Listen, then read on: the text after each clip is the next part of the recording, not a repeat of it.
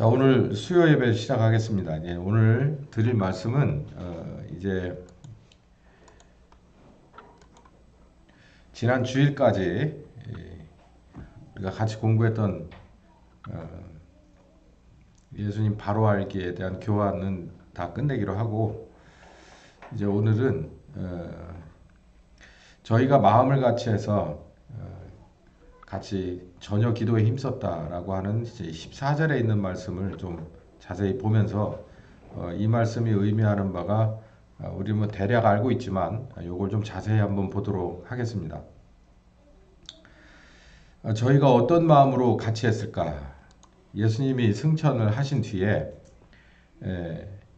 이런 일이 일어났는데, 이 말씀을 마치시고 저희 보는 데서 올리워 가시니 구름이 저를 가리워 보이지 않았다. 올라가실 때 제자들이 자세히 하늘을 쳐다보고 있는데, 흰옷 입은 두 사람이 저희 곁에 서서 가로되 갈릴리 사람들아 어찌하여 서서 하늘을 쳐다보느냐. 너희 가운데서 하늘로 올리우신 이 예수는 하늘로 가심을 본 그대로 오실 것이다. 이 얘기도 굉장히 의미 있는 말입니다. 제자들이 감람원이라 하는 산으로부터 예루살렘에 오르니 이 산은 예루살렘에서 가까워 안식일에 가기 알맞은 길이다. 들어가 저희 유하는 다락에 올라가니 베드로, 요한, 야고보, 안드레, 빌립, 도마, 바돌로메, 마테 및 알페오의 아들 야고보, 셀로신, 시몬. 요게 셀로신 시몬이 열심당이에요. 이게 테러리스트입니다. 나쁜 표현으로 하면. 야고보의 아들 유다가 거기 있었다.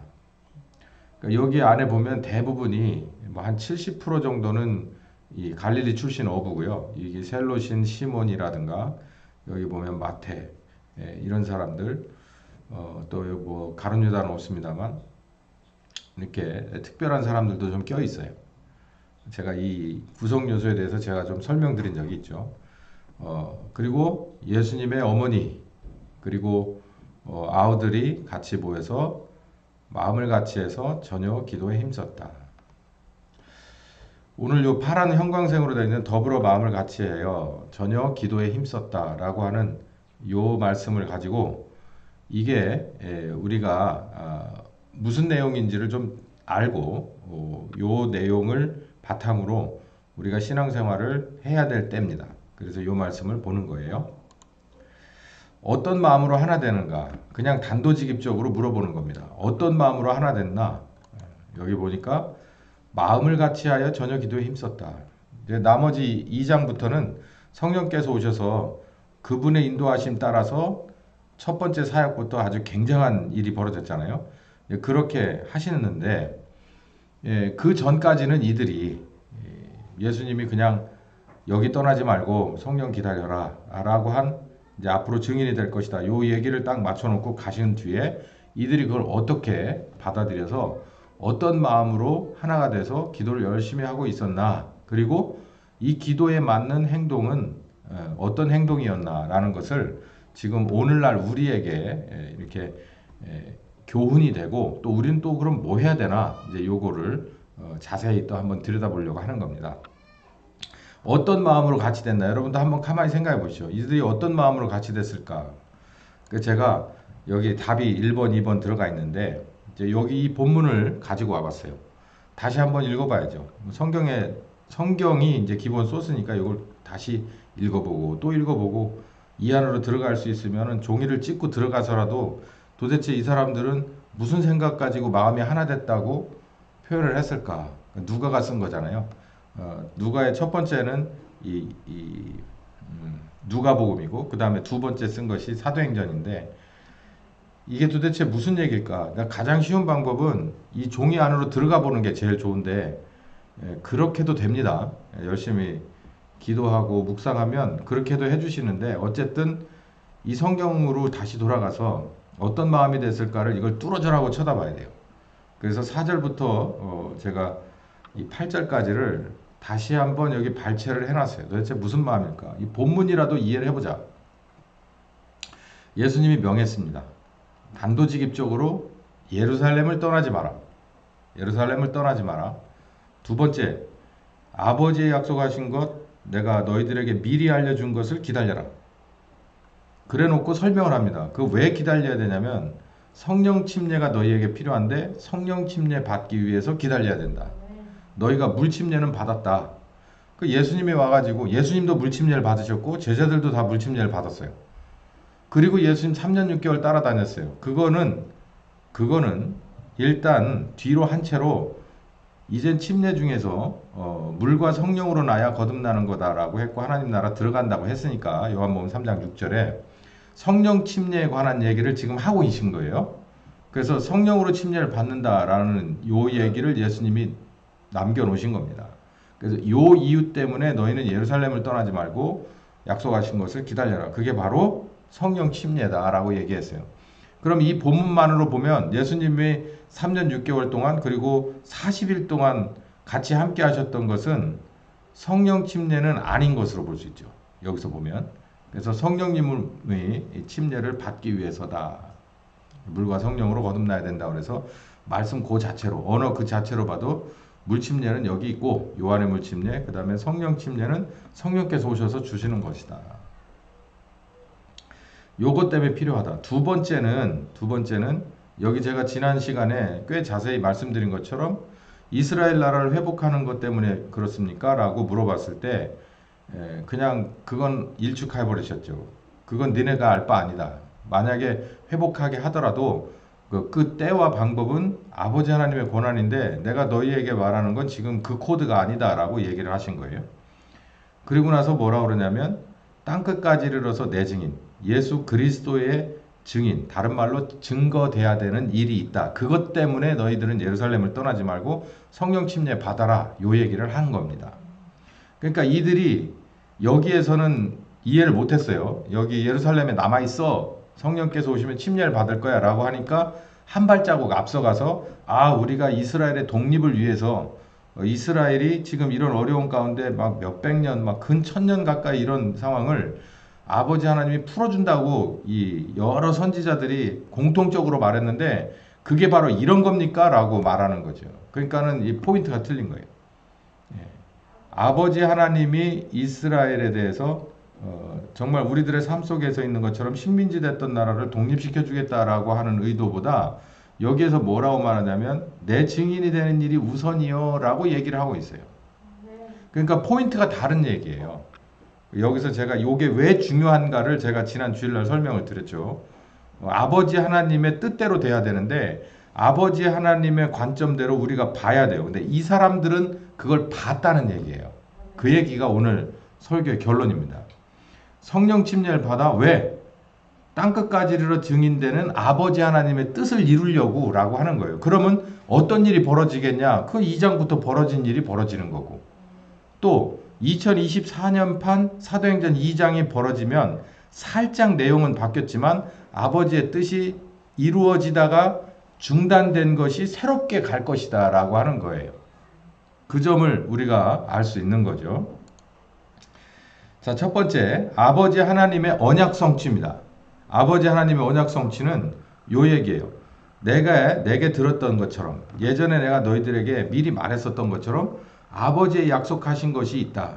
그것이 바로 성령 침례다라고 하는 거예요. 성령으로 침례를 받는 일 내가 미리 얘기했었지. 어디에 얘기했냐면 요한복음 14장 16절에서 17절에 나 아닌 다른 선생님이 오실 것이다. 그래서 다른 선생님 너희에게 떠나지 않는 진리의 영으로서 너희와 함께 그리고 나처럼 이렇게 사람으로가 아니라 너희들의 이 속에 마음속에 계실 절대로 떠나지 않을 그 진리의 영을 말하는 거예요. 그러니까 예수님은 몸을 입으신 사람 선생님이잖아요. 아들 하나님이라 하더라도 사람 선생님이에요. 사람 선생님. 그러니까 그 이상을 할 수가 없는 거예요.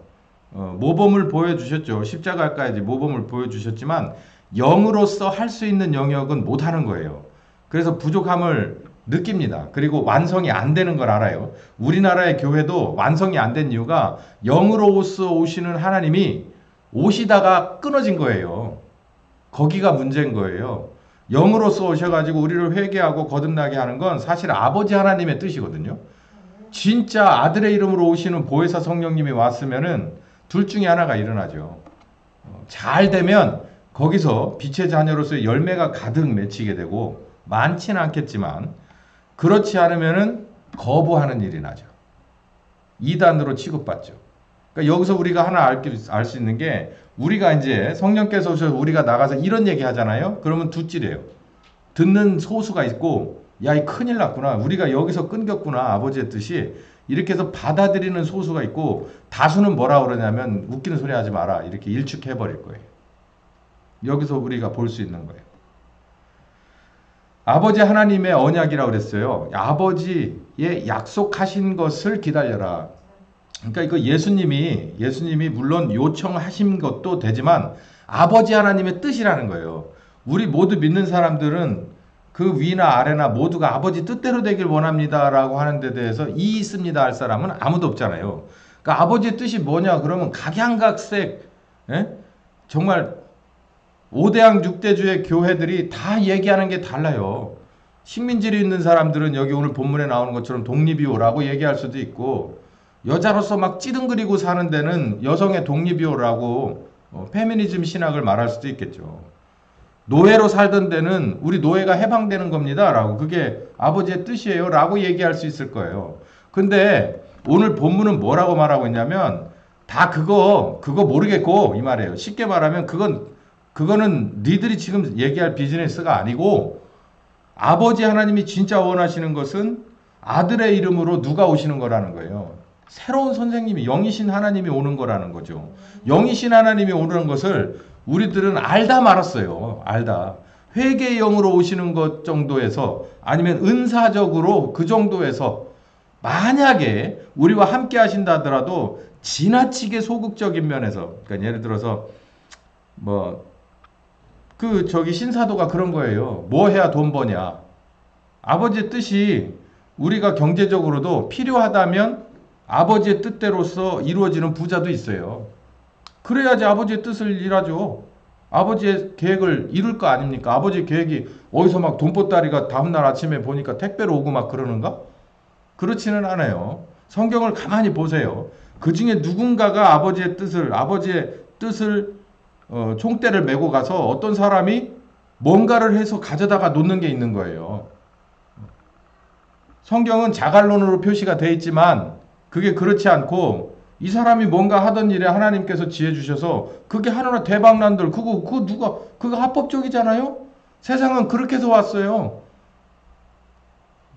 전기를 발명한 사람 거의 바보 취급 당했잖아요. 학교 다닐 때. 전기 발명해가지고 어마어마한, 지금 제너럴 일렉트릭은 전구부터 시작해 항공기 엔진까지 다 만들어요. 전구 만들어서 돈 얼마 벌겠어요. 항공기 엔진 만들어서. 그런 일이 왜 안 벌어지겠느냐라는 거죠. 하시려고 맘먹으면 얼마든지. 하나님의 방법에는요, 위아래도 없고 넓이도 없고 깊이도 없어요. 얼마든지 하실 수 있어요. 당신이 원하는 뭔가 재원이 필요하다, 아주 물질적인 재원이 필요하다, 그러면 누군가 이 사람 주면 배달 사고 안 날 사람이면 그 사람에게 주는 거예요. 요것만 딱 떼가지고 누가 얘기하냐면 신사도가 얘기하는 거예요. 근데 사람들은 그거 관심이 많잖아. 하나님의 뜻을 이루기 위해서 순교의 피가 필요하다 그러면 아무도 손 안 들어. 신사도 운동하는데 가가지고 몇천 명 몇만 명 앞에 가서, 여기서 우리 대한민국을 위해서 순교의 피가 필요한데 12명이 필요합니다 그러면 나올까요?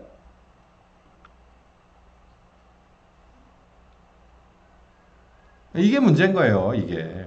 그래서 성령님이 오시긴 오셨어도 지극히 자의적으로 내가 원하는 요술램프 진이 정도 수준에만 그렇게 와 있는 거죠. 그게 아버지 뜻대로 되는 건 아니라는 거죠.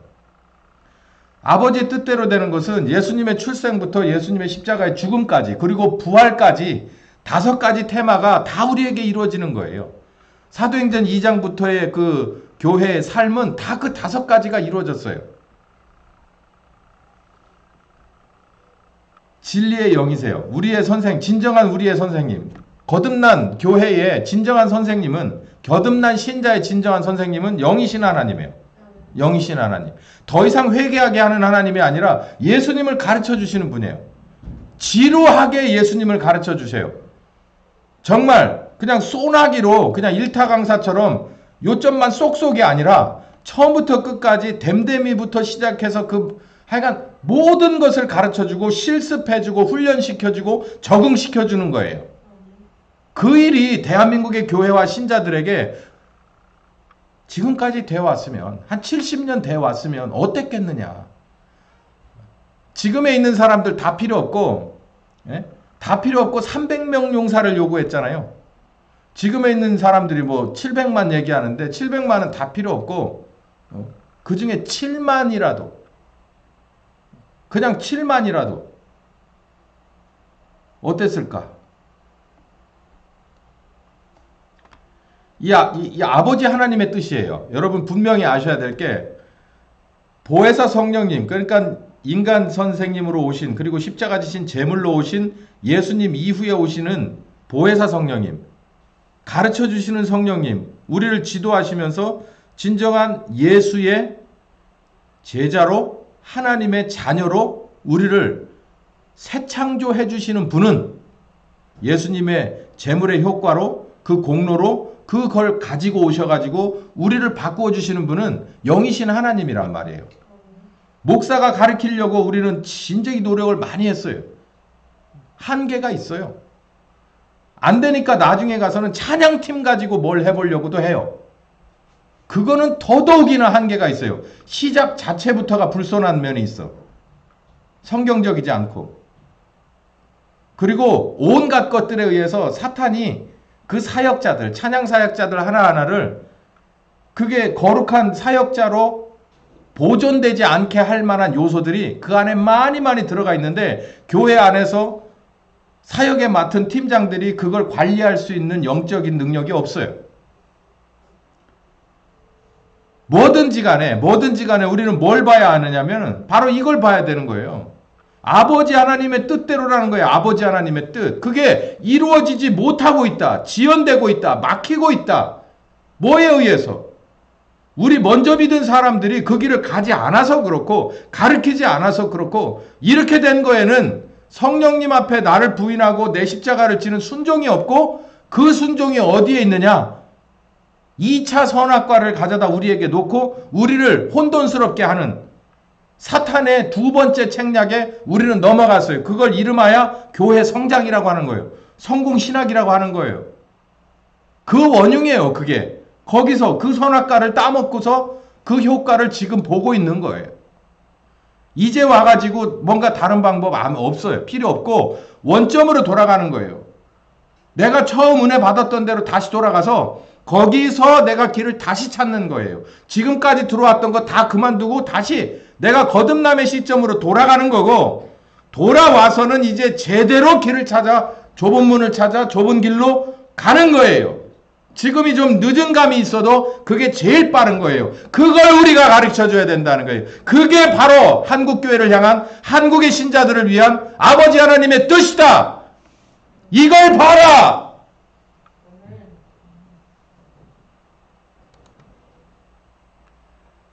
두 번째는 땅끝까지 이르는 예수 증거예요.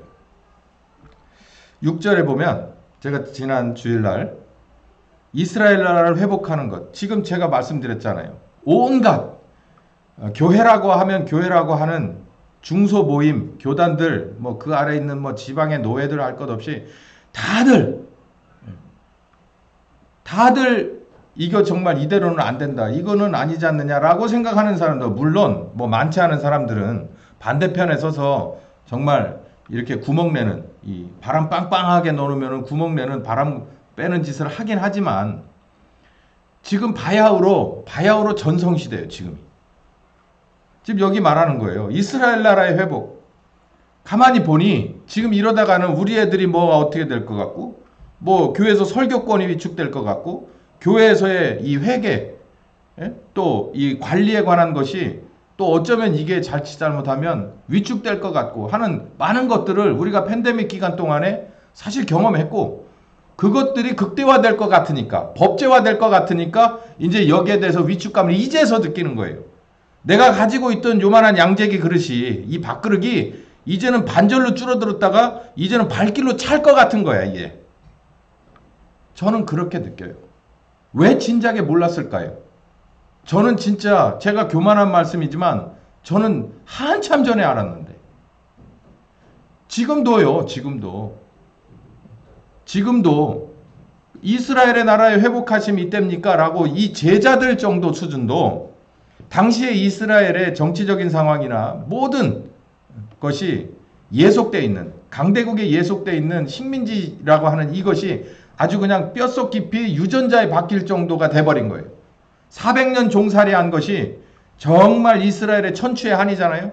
이 사람들은 뭐 대략 한 700년, 800년을 그러니 이 사람들의 이 피 속에 뭐 위아래 할 것 없이 모두가 다 가지고 있는 게 이스라엘 나라의 회복은 자기네들을 누르고 있는 강대국을 떨쳐버리고 누가 보내주시는 그리스도가 와서 기름 부은 자가 와서 맨 앞장서서 그들과 함께 싸워서 그들을 물리쳐버리고 우리를 하나님의 백성다운 그런 위치로서 올려놓는 영광스러운 위치에 본인도 올라가시고 우리도 따라 올라가는 이스라엘이 되게끔 하는 게 아니겠느냐라고 하는 거예요. 지금 우리가 원하는 게 뭡니까? 정말 죄송하지만 지금 운동 벌이면서 서울에서 많이 모이시는 분들이 목적하는 게 뭡니까? 제가 정말 죄송하지만 혹시 이런 거 아닙니까? 우리나라의 70년대 말이나 80년대 중반, 80년대 말까지의 그 교회 수준을 원하시는 거 아닙니까? 그때가 언젠데요? 그때가 그냥 교회라고 하면 지하실에다가 세우든 2층이면 더 좋고 교회라고 하면 천막을 쳐도 오던 때 아닌가요? 목사님이라고 하면 어디든지 가가지고 이 사람은 암병 낮추는 그런 신기한 능력 가진 사람, 이런 정도로 모르는 사람들도 그렇게 교회와 그리고 목사들에 대한, 교인들에 대한 것이 이 정도 수준, 물론 핍박도 있었지만 이제 막 커올라가는 그런 식물처럼 막 그냥 생명력 가지고 영역도 넓혀가고 사람도 많아지고 그리고 힘도 이렇게 넓혀가던 시대, 그때로 돌아가자는 거 아닐까요? 저는 말씀드리잖아요. 그때가 잘못됐다고. 그때 우리는 한참 잘못됐다고. 그 길로 가는 게 아니었다고. 그 길로 돌아가면 결국에 가서는 또 어디로 와요? 지금과 같은 때로 와요. 지금과 같은 때로. 숫자가 엄청나게 불어날 만큼 도대체 교회에서 뭘 가르쳐줬어요? 교회에서 어떤 목적을 가지고 기도했습니까? 교회에서 성경 공부는 무엇 때문에 했나요? 성경 공부 많이 한 사람들이 대부분 이단에 가 있어요. 성경 공부, 성경 너덜너덜한 사람들이 대부분 이단에 가 있다고. 거기에서 중간 책임자나 이 고위 책임자예요. 성경 무슨 얘기만 하면 그 몇 장 몇 절인지 아는 사람들이 교회에 꽤 많았었는데 그 사람들이 지금 어디가 있어요? 기존의 교회가 답답하니까 결국 그런 사람들 위해서 그냥 싹, 이게 뭐예요? 뭘로 걷어가듯이 쓱 걷어갔잖아요. 그러니까 그 사람들 걷어가니까 교회에서 목사님이 설교하기가 편해. 왜? 따지는 사람이 없으니까. 목사님이 얘기하면 다 그런 줄 알아. 목사님이 성경을 이렇게 보면 그게 정말 다 그런 줄 알아. 그러니까 정말 잘 봐서 인도를 하면 순종적이라 좋다 하지만 뭔가 아는 게 없거나 아니면 알고 싶지 않은 사람들이 교회나 전반적으로 수준이 떨어지는 거 아니에요. 성경 공부 망쳤네. 좋은 일 했네. 무두고 좋은 일. 지금 여러분이 아는 손꼽는 이단들 다 그 사람들 빼간 거 아니에요. 그 사람들이 와서 전에 알던 사람들 하나씩 맨투맨으로 데려가지고 다 자기네들 배불린 거 아닙니까? 교회에서 내로라 하는 사람들, 성경에 대해서 예민한 사람들이 있어요. 그 사람들 정말 목사님 설교하고 나면 이게 뭔가라고 다시 오거나 안 되면 수근수근 하는 사람들 교회 요즘 거의 없어요. 솔직히 말해서. 우리 교회도 좀 그랬으면 좋겠어. 다 빠져나갔나 봐. 어디로. 이단이 데려간 것 같잖아. 내가 잊어버린 사람이 거의 없거든. 근데 뭐 설교를 해도 뭐 거기에 대해서 뭐 어떤 집사 하나가, 젊은 집사가 가끔 문자가 오긴 하는데 요즘은 뭐 그 정도 수준은 아니고 뭐 김한길이 뭐 그런 것만 와. 그래서 내 얘기도 안 해. 그냥 관상은 과학이야. 그냥 그것만 얘기하고 싶어. 그럼 목사님 관상은 어떤데요? 그럼 할 말은 없는데.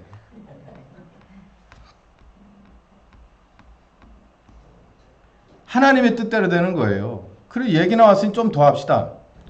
은사기도, 병자 고치고 뭐 방언하고 방언 스쿨. 지금도 뭐 방언으로 뭐 3시간, 6시간 끊지 않고 기도하기? 뭐 이런 거. 이 세상에 미친 짓도 이런 미친 짓이 없어요. 저기 그런 거는 절에 가봐요, 절에. 그러니까 하다가 왜 이렇게 교대로 했잖아요, 그 사람들.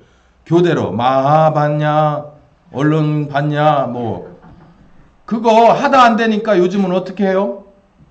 가보시면 저 화엄사 같은데 어쩌다 지나다니다가 그 고개 너머로 간다고 지나다니다 한번 들어가 봐요. 그럼 뭐 하고 있어요? 진짜 가서 해요? 틀어놔요. 인생이 오솔길 같고 뭐 이렇게 배경음악 쫙 해가지고 또 그러다 또 나 마하 봤냐, 언론 봤냐, 어제 봤냐, 내일 그러잖아요. 방언이 어쨌든 오늘 그런 얘기 하는 게 아니고, 은사가 고린도 교회의 은사에 관한 혹독한 비판을 읽어보면 지금 우리 한국 교회도 벌써 예전 얘기를 똑같이 하는 거예요. 하나님의 뜻은 은사에 있지는 않습니다. 최종적인 것은 뭘까요? 여기 보니까 하나님의 뜻이 이스라엘의 회복입니까? 정치적인 문제예요? 라고 물어보니까 그렇지 않다. 그럼 하나님의 뜻이 방언입니까? 치료입니까? 방언의 통역입니까? 뭡니까? 그러면 뭐라 그럴까요? 예수님이. 바울이 그랬잖아요. 예수님의 입장에서. 아니라는 거예요. 은사 중에 제일은 뭔 줄 아냐? 그러면 뭐라 그랬어요? 사랑이라고 그랬잖아요. 사랑을 은사로 놓고 표현을 했어요. 사랑은 하나님 자체시잖아요. 그러니까 너희들이 사랑의 은사를 줬는 것을 가장 은사 좋아하는 너희들이니까 내가 은사로 말해줄게. 최고봉은 뭔 줄 아냐? 사랑이야. 거기에 방언 뭐 이런 따위는 들어가지 않아요. 다 수식하는 거죠. 우리나라도 마찬가지였어요. 언젠가는 그랬어요. 방언 안 하면 저 사람은 거듭난 사람 아니다. 방언 못하면 저 사람은 은사도 받지 못한 사람이다 라고 해서 아주 그런 게 그냥 거의 확고했던 때가 있었어요. 그래서 큰 교단이 어디예요? 온갖 신학적인 거 모든 게 다 약해서 신학적인 백그라운드나 이 기초는 없어요. 거의 없다시피 한데 은사 가지고 세워진 교회, 전 세계에서 제일 큰 교회가 있는 데가 어디예요? 오순절 아닙니까? 오순절. 순복음교회. 모르겠어요. 이제서 이제 신학을 자기네 신학, 오순절 신학이 있어요? 아니, 신학으로 구원받는 건 아닌데 그 자체가 우리나라가 그런 모래성 같은 교회들이 많이 쌓여졌단 말이에요. 제가 후련합니다. 이 소리를. 오늘 유튜브 켜서 이 얘기를 하니까 이제 전 세계로 나가겠죠. 몇 명이나 볼진 모르지만. 제가 20년 전부터 하고 싶은 얘기였어요. 이게.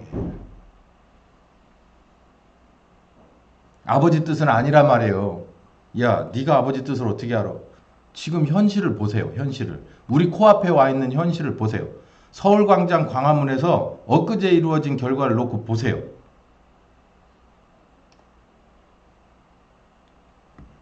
이스라엘의 구속, 회복과 독립은 아버지의 관심사가 아니었어요. 그리고 솔직히 이스라엘이 회복됐어요? 70년에 완전히 폭망했어요. 애들 말대로 폭삭망해버렸어. 폭삭. 예?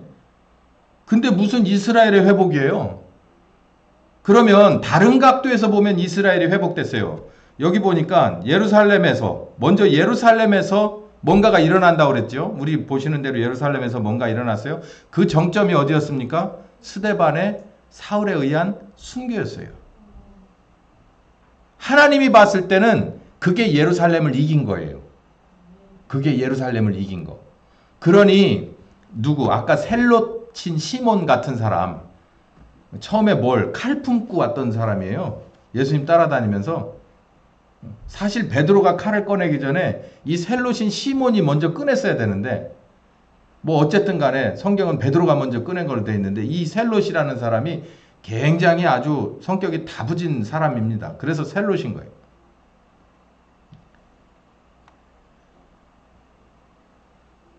하나님의 뜻은 그거였어요. 이스라엘을 회복하는 것은 이거였어요. 복음이 이스라엘에 완벽하게 만발하고, 그리고 그 정점에서 아버지 하나님만의 특기였던 순교의 피. 죄 없는 하나님의 자녀의 순교의 피. 그게 바로 스데반이었어요. 스데반의 그 장렬한 순교의 피를 아버지 하나님은 흡족하게 받으셨어요. 이게 뭔 줄 아십니까? 이게 종합적으로 보면 아버지 하나님은 뭐를 속에 품고 있느냐면 종말과 심판을 이렇게 이를 악물고 있는 거예요. 이를 악물고. 제가 그냥 제 표현으로요. 이를 악물고 뭐 하기만 기다리냐면 끝나기만 기다리는 거예요. 근데 한쪽 면에 뭐가 있냐면 혹시 이 중에라도 지금이라도 마음 고쳐먹고 지금이라도 아버지 뜻대로 돼서 그런 녀석이 하나라도 있으면이라고 하는 그 미련을 놓지 못하는 거예요. 그러니까 어디까지 가느냐면 끝까지 밀어붙이는 거예요. 어디? 순교의 피가 다시 한번 흐를 때까지 밀어붙이는 거예요.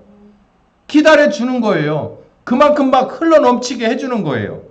그런데도 불구하고 만약에 더 이상은 없다 생각하면 AD 70년에 완전히 예루살렘 성전 자체가 돌 위에 돌 하나도 안 남고 뿐만 아니라 사람이 얼마나 죽었어요.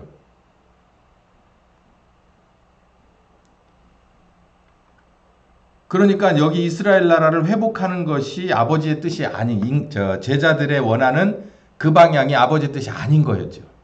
아버지는 구할 거 구하고 지금도 그래요. 지금도 마찬가지입니다. 이 대한민국 마찬가지예요. 지금도 마찬가지예요. 구할 거 구하고 나머지는 어디다요? 모르겠어요. 어디다 던져버릴지.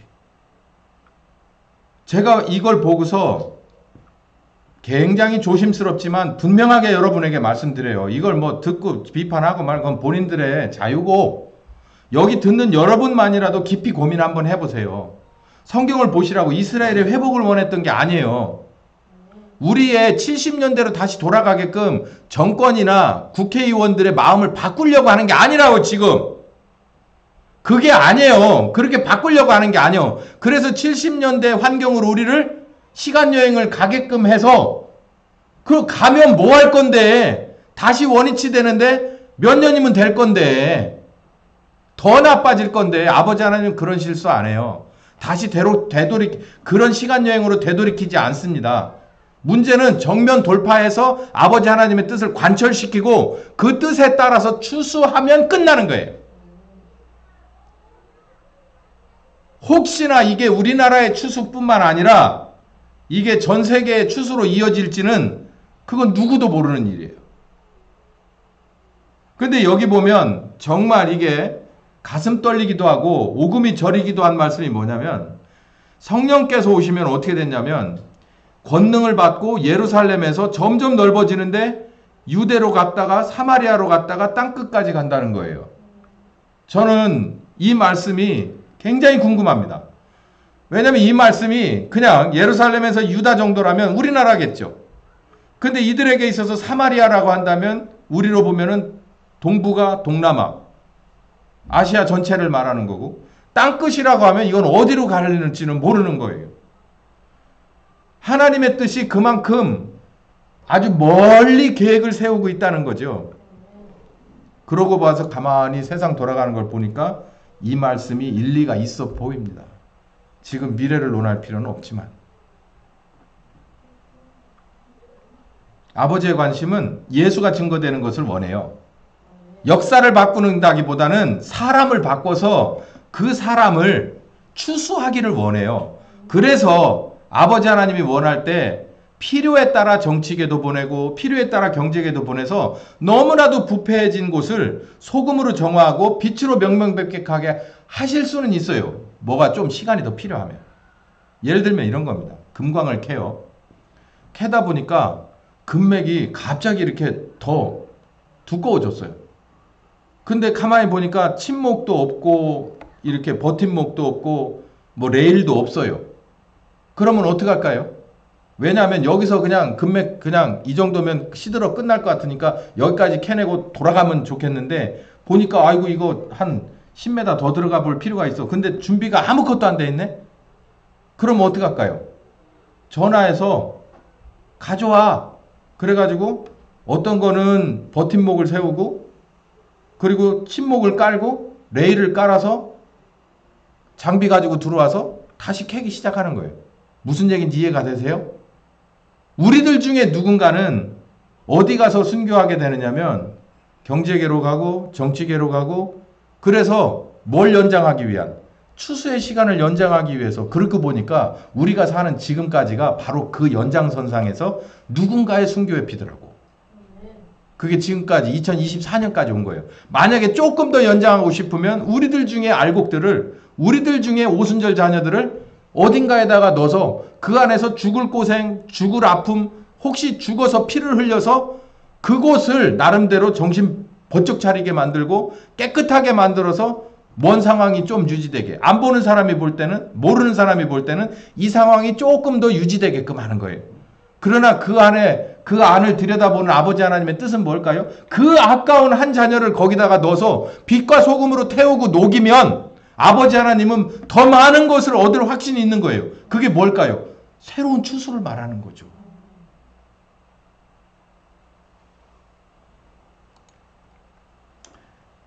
여기 이제 이거는 하나의 그 참고인데요. 이 말씀을 탁 떠올려 주셔서 여기다 발췌를 했어요. 엠마오로 내려가는 제자들이에요. 여기 보면 관심 별로 없었던 한 사람이 나옵니다. 엠마오로 데려간 두 사람 중에 하나 이름이 글로바다. 이렇게 얘기를 하고 있거든요. 이 글로바에 대해서는 뭐 이제 또 그냥 요거 제가 관심이 없었어요. 근데 이 글로바더라고. 자세히 읽어보니까 글로바라고 하는 사람이 있었는데 누하고 또 어떤 아무개 씨가 있었어요. 뭐 이런 뭐 주석이나 이런 데를 보면 누구라고 명명돼 있는데, 어쨌든 이 글로바와 이 외 1인이 같이 엠마오로 내려가고 있어요. 근데 예수님께서 부활하셔서 이들을 이렇게 따라가고 있었는데 몰라다 이제 대화를 하는 내용 중에 이렇게 나옵니다. 여기서 읽어보죠. 시작. 가라사대 무슨 일이뇨? 가로되 나사렛 예수의 일이니 그는 하나님과 모든 백성 앞에서 말과 일에 능하신 선지자였거늘. 이들이 처음에 봤을 때 예수님을 뭘로 봤다는 거예요? 말과 일에 능한, 그러니까 기적을 베푸시는, 설교 잘하시는 선지자로 봤어요. 그랬는데 우리 제사장들과 관원이 사형 판결에 넘겨주고, 그러니까 제가 왜 이걸 발췌했냐면 이들이 바라보는 십자가에 죽은 예수님을 어느 정도 수준에서 알고 있었느냐라는 것을 지금 여러분들, 이게 고백이잖아요. 이들이 한 고백. 그래서 이들은 예수님을 이 정도로 보고 있어요. 십자가에 죽은 예수를. 부활하셔서 따라붙은 예수님하고 얘기를 하면서 니들은 예수를 어떻게 생각하고 따라다녔어? 이제 이런 거죠. 그랬을 때 나는 그분은 선지자다. 말과 일에 능하신 분이다. 하시는 일이 다 착한 일을 하신 분이야. 20절. 우리 제사장과 관원들이 사형 판결에 놓여 십자가에 못 박았느니라. 여기서 딱 이 말을 해요. 시작. 우리는 이 사람이 이스라엘을 뭐 할 자라고 바랬다. 구속할 자. 독립시켜줄 사람. 여기 나오죠. 그러니까 사도행전 1장 아까 6절입니까? 거기에 나오는 제자들이 이스라엘 나라를 회복하는 게 이런 거래요. 이게 여기하고 연결되잖아요. 이게 누가가 쓴 누가복음 마지막이죠. 요게 넘어가서 사도행전 1장 6절에 나오는 이스라엘을 회복하는 겁니까? 라고 물어보는 질문이 이거하고 연결된 거예요. 성경이잖아요. 이걸 이렇게 딱 생각나게 해주시더라고요. 그러고 보니까 확실하더라고요. 아, 이거는 제 짐작이 아니고 누가가 여기서 얘기하고 있는 걸 또다시 거기서 얘기하고 있어요. 어쩌면 누가는 누가복음과 사도행전을 전부 쓴 사람이니까 그 제자들에 대해서 속속이 알고 있었고, 그리고 사도행전에서 이미 썼던 요 내용이 누가에서 24장에 썼던 이 내용이 사도행전 1장으로 넘어가는 것을 본인이 의도했는지도 몰라요. 이러면 이제 성서신학으로 들어가는데, 어쨌든 여기에 똑같은 내용이 6절에 또 있다는 말이에요. 그게 이스라엘 나라를 회복하는 겁니까? 여기는 구속이라고 말했고 거긴 회복이라는 단어로 번역이 돼 있죠. 뭘요? 이게 왜 그런데요? 제자들이 원하는 수준이었다는 거예요. 예수님을 바라보고 예수님은 이스라엘을 독립시켜줄 하늘이 보낸 선지자야. 말하는 거 봐. 능력 행하는 거 봐. 이 정도였다. 우리가 예수님을 2024년의 교회들이 지금도 뭘로 보고 있느냐면 이렇게 보고 있단 말이에요. 선지자로.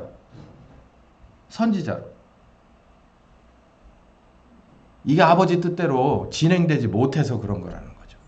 그래서 예수님 뭐라 그랬어요? 아니야. 성령 침례 받아야 돼. 라고 얘기했죠. 그리고 두 번째, 예수가 증거돼야 돼.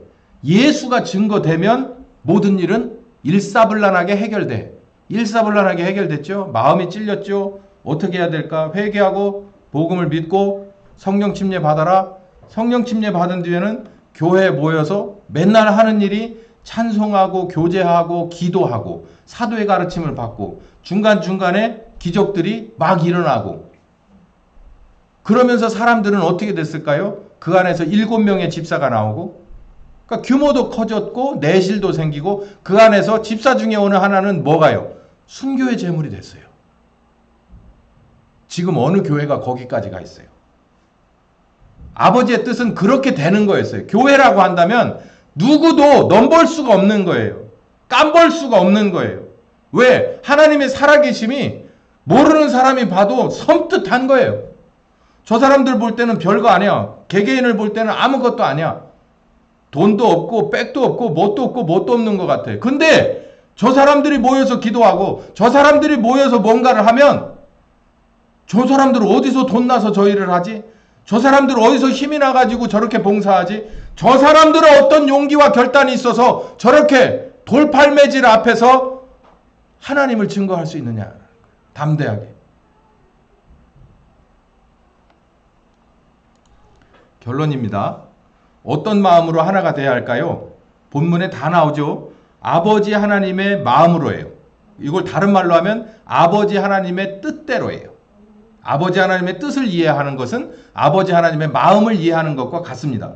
아버지 하나님의 마음은 어디에 있느냐면, 언약하신 보혜사 성령, 그분이 오셔서 누구에게? 각인에게 오셔서, 그걸 성령 침례라고 하죠. 오셔서 그들의 주인이 되는 것이에요.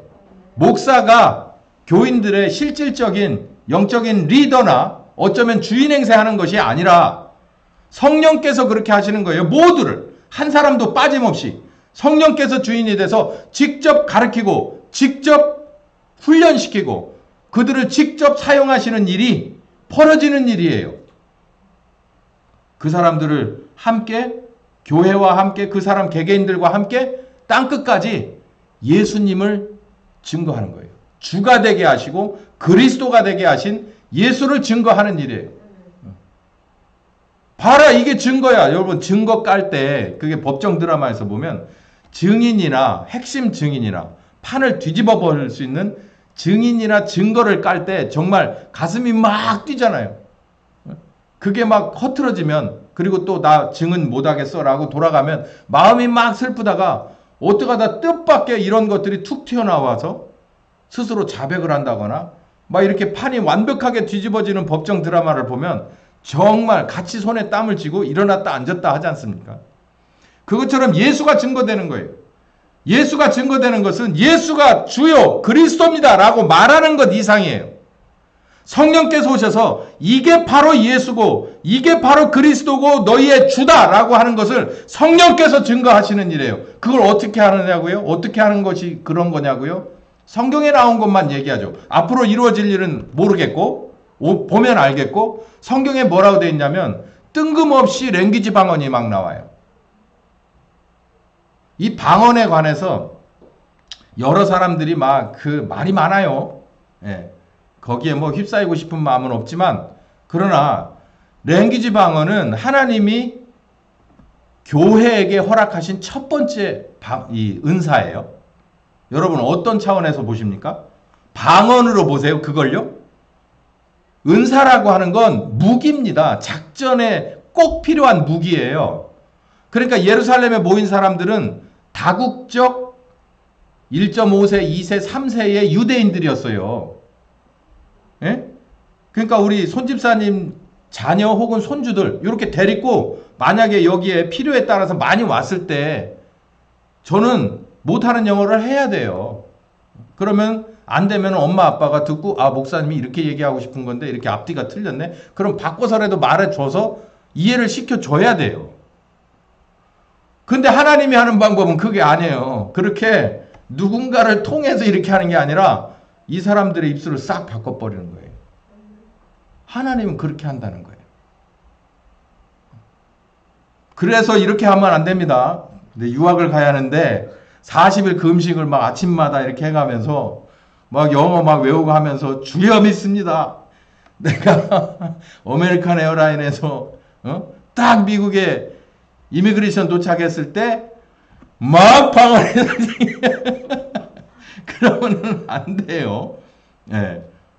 아버지의 뜻이 있어야 그게 되지. 그거 안 돼요. 근데 저는 이렇게 믿어요. 어떤 사람들은 그래요. 랭귀지 방언은 이제 끝났다. 시대가 그런 시대가 아니다. 저는 택도 없는 소리 하지 마시라고 말씀드리고 싶어요. 하나님의 뜻이 있으면 돼요. 하나님의 뜻이 있으면 돼요. 어떤 사람은 그렇게 말해요. 자기가 방언하는 것을 음률로 이렇게 가만히 보니까 전 세계 어디 중에서 어느 나라 음률하고 많이 비슷하더라. 그래서 자기는 언젠가 글로 선교를 갈 것 같은 뭐 이런 식으로 푸는 사람도 있어요. 제가 그런 사람들이 꽤 오래된 전통을 가지고 있는 거 압니다. 그러면 글로 가세요. 가시면은 막 그 방언으로 얘기해서 복음 증거하면 되겠네. 예? 대부분 뭐 어디 저 막 어디 이름도 빛도 없는 그런 데예요. 그런 데로 선교하러 바로 가시면 되잖아. 방언이 왔는데 왜 안 가? 가서 복음 전하면 되지. 하나님의 뜻 안에서 그날 그 시에 그 예루살렘 근처에서 확실하게 많은 사람들이 운집된 데에다가 복음의 테러를 해버릴 수 있는 방법은 이 방법이 최고였던 거예요. 이게 하나님이 세운 방법이에요. 그러니까 뭘 바꿔야 되냐면 사람들의 혀를 바꿔야 되는 거예요. 혀를. 우리들이 지금 하는 방언은 룰루루 따따따 일명 그 방언은 뭡니까? 그건 성령님이 계시다는 것을 알게끔 해주는 일종의 부표죠. 그게 흔들리면 예? 대부분 방언의 은사가 오기 전에 사람이 이렇게 흔들리기 시작합니다. 흔들리기 시작하는데 흔들리는 건 저기들도 흔들려요. 이 방울 흔드는 사람들 있잖아요. 그 사람들도 막 흔들려요. 그렇게 빨리 못 흔들어. 그리고 막 이렇게 해서 30분씩 이렇게 못 흔든다니까. 이 팔 떨어져 나가요. 근데 그 사람들은 어떻게 해요? 막 뛰다가 어느 순간인가 착 던져버리고서 탁 잡고 막 흔들잖아요. 그거 아무도 흉내 못 하잖아. 그걸 보고 뭘 알아요? 아, 접신했구나. 우리도 영적인 그런 게 있으니까 대부분 은사가 오기 전에 진동이 먼저 와요. 성경에도 나와요, 진동. 진동이 먼저 오고, 그리고 혀가 돌아가서 알아들을 수 없는 뭐 이상한 소리 내요. 룰룰루 따따따 방언이에요. 별 소리 다 알아요. 그건 영적인 존재가 그 사람을 지금 감싸고 있다라고 하는 증거죠. 그렇지 않을 수도 있어요. 조용할 수도 있습니다. 근데 그 사람이 뒤에 하는 말을 들어보면 아, 성령께서 이 사람을 감싸고 가셨구나. 스쳐 지나가셨구나. 이런 것을 알 수 있어요. 근데 가시면 안 되죠. 사실은 어떻게 해야 되는 거예요? 우리 속에 계시려면 우리 속에 뭐가 있어야 돼요? 두 가지가 있어야 돼요. 말씀에 관한 지식이 좀 있어야 돼요. 물고기를 잡아놓으려면 은신처를 마련해야 되잖아요. 말씀이시니까 우리 속에 말씀에 관한 지식이 좀 있어요. 그래서 제가 성경 공부를 시켜드리는 거예요. 그리고 두 번째는 내 순종이 있어야 됩니다. 그게 있으면 성령께서 떠나질 않으세요. 떠나지 않으면 수지 맞는 거예요. 계시는 시간만큼 나는 배우는 거고 나는 더 믿음이 두터워지고 깊어지는 거예요. 이 예수님을 증거하는 거예요. 어떤 일로요? 예루살렘에서 첫 번 증거하셨을 때 그런 일사불란하게 그런 일이 일어나고 누군가가 정점에 서야 됐을 때 누군가가 서서 일어나서 정리정돈을 해주고 확실하게 바늘로 콕 찔러줘야 됐을 때 베드로가 나와요. 베드로가. 네가 왜 거기서 나와? 베드로가 나와. 베드로가 거기 나올 만한 사람입니까? 인간적으로 봤을 때? 아니기 때문에 거기 세웠다는 게 하나님 뜻이에요. 바울의 말에 의하면. 아니기 때문에 3번 부인했잖아요. 인간적으로 봐도 야, 너 그 정도 스펙이면 이거는 아니다. 그래서 우리는 이렇게 제외시키겠지만 성령님은 그 사람을 가져다 세워놓잖아요. 그게 하나님 뜻이라는 거예요. 그 사람이 얼마나 잘했습니까? 하나님이 완벽하게 해냈죠. 그렇게 했어요. 집회는 그렇게 이루어졌고 그 사람들의 교회 생활은 그냥 만나서 기뻤어요. 우리처럼 밥도 잘 먹었던 것 같아. 예. 오죽하면은 그 밥에 관한 얘기가 나와요. 그 성경에도 밥에 관한 얘기가 나와 아세요? 그 보니까 헬라파 유대인하고 이 그냥 오리지널 예루살렘 출신 유대인들하고 봉사하는 일을 가지고 서로 말다툼이 벌어졌어요. 왜 그랬을까요? 인원이 많아졌으니까 그렇지. 인원이 많아졌으니까. 서로 더 하겠다고 싸운 건지 아니면 서로 너무 과중하다고 더 우리 거 좀 짐 좀 나눠지자고 싸운 건지 몰라도 어쨌든 그 분쟁이 일어났어요. 그건 제 입장에서 볼 때는 교회가 그만큼 영역이 넓어졌다는 얘기죠. 그래서 누가 필요해요? 책임질 만한 사람이 필요했던 거예요. 일곱을 세우잖아요. 그리고 모든 전권을 다 줍니다. 뭐 말씀과 기도하면서 교회를 끌어가는 것 이외에 나머지는 내가 사실 거의 신경 쓰지 않을 테니 집사님들하고 알아서 하십시오.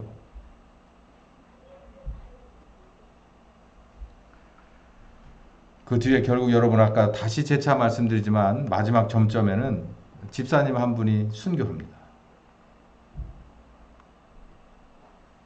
모두에게는 비극이고 아픔이었지만 그 아픔과 비극이 예수님의 십자가의 죽으심의 그 효과를 예루살렘에서 내죠. 그래서 예루살렘은 완벽하게 영적으로 예수님이 다 승리하신 것 같아요. 그리고 나선 사실상 예루살렘을 버렸습니다. 자, 우리도 이 마음으로 하나 돼요. 그러니까 아버지 하나님의 뜻대로 우리도 하나 돼야 되는 거예요. 그럼 아버지 하나님의 뜻이 뭔지 제가 지금 말씀드렸죠? 보혜사 성령께서 오셔서 우리에게 침례를 주시는 거예요. 그러니까 지금도 제가 이런 정도 수준으로 이렇게 소화를 시켜서 다시 토해내서 여러분에게 말씀드리는 요 정도가 아니라 이제 성령께서 오셔서 모두에게 저보다 최소한 저보다 한 수준 높은 말씀들을 서로 교통하며 그분의 훈련을 받으며 그분의 지시를 받고 행동하는 바로 성령 침례의 단계까지 가야 된다는 거예요. 그렇지 않으면 아버지 뜻대로 되는 게 아닙니다. 이 언약을 성취해 주실 것이다. 그러니까 어딜 떠나지 마라? 예루살렘을 떠나지 마라. 아, 이 언약은 성취가 있구나. 하나님의 아버지의 언약은 반드시 성취되는구나. 성취가 2장 2절에 돼 있죠. 오순절 날이 이미 이름에 뭐 불의 혀같이 급한 바람과 같이 성령께서 오셔서 중요한 건 각인에게 임하여 계셨다. 성령 침례 끝. 한순간에 성령 침례 끝. 모한 사람에게 마음을 같이 하여. 누구의 마음과? 성령 침례 주시고자 하는 아버지 하나님의 계획과 부탁하신 예수님의 마음과 우리의 마음이 하나 됐을 때 성령께서는 그걸 싹 가버리는 거예요. 그 마음으로 여러분이 하나 되시길 예수님의 이름으로 축원합니다. 두 번째는 이 세상에는 각양각색의 문제가 있지만 해법은 단 하나예요. 누가 드러나는 거예요? 예수님이 증거되는 일이에요. 예수님이 증거되는 건 우리가 하는 차원이 아니에요. 예수님 이런 겁니다. 뭐 사형리 가르치고 뭐 그려가면서 막 이렇게 하나씩 이렇게 해가면서 뭐 수화도 막 옆에다 넣고 막 뭐 연극 비슷하게 해가면서 그건 우리들이 하는 일이에요. 그렇게 증거하는 일이에요. 예수님은 그리스도라고. 근데 이걸 누가 증거했어요? 성령께서 직접 하시는 거예요. 성령께서 직접 주와 그리스도가 되게 하셨다. 똑같은 말이라도 성령께서 함께 하시면 달라요. 성령께서 함께 하시면 사도행전 2장의 결과가 나요.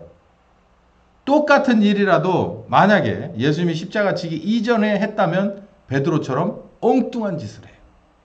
똑같은 열정이. 그것처럼 성령께서 원하시는 때, 원하시는 장소에서 원하시는 방법과 순서대로 할 때 정말 예수가 그리스도인 것을 완벽하게 증거해내는 거예요. 예수님을 증거할 수 있는 건 사람이 아닙니다. 사역자가 아니에요. 성령님이 할 수 있어요. 거기에 우리가 초대함을 받는 거예요. 같이 하러 갈래? 이거죠. 같이. 그래서 제가 할 일을 해주는 거예요. 그러니까 사냥터의 엽사들이 사냥 총을 들고 갈 때 둘도 부르고 셋도 불러서 가는 거예요. 개들을. 그래 놓고 그 개들에게 다 임무를 주고 순서에 따라서 몰고 마지막으로 쏘는 건 엽사가 쏘는 거예요. 성령께서 하시는 거예요. 우리가 하는 게 아니에요. 필요에 따라서 누군가는 베드로처럼 일어나야 될 사람이 있고 누군가는 바로 그 옆에 애굽이든지 아니면은 뭐 아수르든지 아니면 뭐 바벨론이든지 아니면 뭐 어디 방언 다 해야 될 사람들은 다 방언으로 얘기해서 그 방언권에 있는 사람, 그 언어권에 있는 사람들은 다 알아듣게 하고, 그리고 맨 마지막에 누가 일어나서? 베드로가 일어나서 엽사가 마지막 방아쇠를 당기듯이 방아쇠를 당기는 거예요. 이 마음으로 하나가 돼야 돼요. 모든 세상의 문제들은 단 한 가지 해법으로 해결될 수 있어요. 그게 예수 그리스도가 증거되는 거예요. 성령님에 의해서 증거되는 것으로 우리 그 마음을 같이 해야 돼요. 그러니까 이 문제의 해법은 인원수 동원에 있다, 이런 게 아니에요. 이 문제의 해법은 이 공작금, 이 운영비의 그 크고 적음에 달려 있다, 이것도 아니라고. 뭐가 드러나야 되는 거예요? 거기서 예수님이 드러나야 되는 거예요. 그러려면 그 작전은 누가 짠다고요? 저 위에 있는 분이 짜요. 그래서 우리 한 사람 한 사람을 불러서 일사불란하게 쓴다고요. 그 일을 여기 해냈잖아요. 우리도 해요. 근데 2024년에 뭘 하실 거냐라고 하는 내용을 제가 몇 주에 걸쳐서 말씀드렸죠. 우리가 해야 될 내용은 단순해요. 아버지 하나님의 뜻대로 되는 대한민국의 교회, 대한민국의 신자예요. 아버지 하나님의 뜻이 어디에서 중단되었는지를 가르쳐주고 왜 중단되었는지를 가르쳐주며 그 문제로, 그 원점으로 다시 돌아가자 원점으로, 돌아가자 성경으로 다시 배우자. 누구에게? 성령님께. 이 세 가지 구호예요. 세 가지. 이 마음으로 하나 되십시오. 여기에다가 플러스 뭐냐면 열정이에요. 아버지 하나님이 얼마나 원하시겠어요. 저 떼약볕에서 아니면 비 오는 날 정말 예수 믿는 교회와 목사와 신자들이 몇십만이 모여가지고 온갖 조롱을 받으면서 최선을 다하는 그 모습을 보며 아버지 하나님이 나서고 싶지 않으시겠어요? 근데 아버지 하나님은 이 방법으로 나서시길 원한다고요. 교회 안에서 먼저 뒤집어져야 돼. 교회 안을 뒤집어 놓기를 원하시는 거예요. 바로잡기를 원하시는 거예요. 원하는 대로 만들어 놓고 어디로 나가요? 예루살렘 광장으로 나가는 거예요. 교회 안이 바로 서지 않았는데 어떻게 광장으로 먼저 나갈 수가 있습니까? 우리가 만들어 놓은 문제인데 우리가 온전히 회개하고 우리가 바뀌지 않고 광장으로 나갈 수가 있겠습니까? 마가의 다락방에서 먼저 시작했지 광장에서 시작한 건 아니에요. 이 열정과 이 마음으로 여러분의 얼마나 끓어오르는가에 따라서 우리도 똑같이 이 성경에 나오는 사도행전 2장의 역사가 우리 교회에도 일어날 줄 믿습니다. 저는 여러분께 인간 선생님으로서 마지막 부탁을 드려요. 여러분의 열정이 우리 주님의 열정만큼 타오를 때 불같은 성령께서 우리에게 오실 줄 믿습니다. 지금에 있는 이 시점에서 내가 무엇을 해드려야 되겠느냐라고 하는 동기부여에서부터 시작해서 이걸 해야 되겠구나, 이렇게 해야 되겠구나, 이게 아버지 하나님의 마음이구나 라고 하는 걸 아는 순간 성령께서는 오실 거예요. 그 뒤는 브레이크 안 잡힙니다. 땅끝까지 그분과 함께 가는 거예요. 기도합시다. 귀하신 주님, 모든 것은 이렇게 드러나고 있습니다. 민감한 상황에 민감한 이야기를 했습니다. 이 이야기를 듣는 여기에 있는 우리 모두와 그리고 이 방송을 보는 그 누군가도 성령님 함께하여 주셔서 사도행전 1장 시점에서 잘 준비되어 간 제자들처럼 착착 진행되게 하여 주시옵소서. 예수님의 이름으로 기도했습니다. 아멘. 네, 오늘 여기까지 하겠습니다.